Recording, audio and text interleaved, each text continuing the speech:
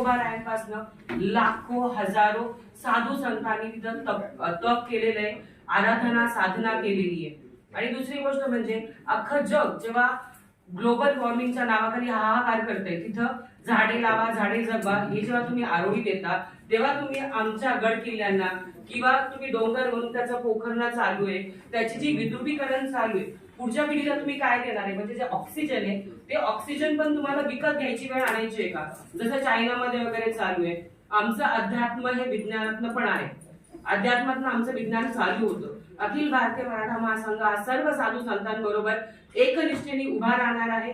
10 तारखेपर्यंत जर सरकारने याच्यावरती कठोर कारवाई नाही केली तर त्याच्या जे काही परिणाम होतील सरकारने त्याला सामोरे जाण्यास तयारी राहावी। महिला आघाडीतर्फे मी सांगते, भालचंद्रगडाला आम्ही वेढा घालू, दिवस रात्र तिथं थांबून राहू, एक मातीचा कण किंवा आमच्या पावनभूमीचा एक छोटासा दगड उचलून कोणी दाखवावा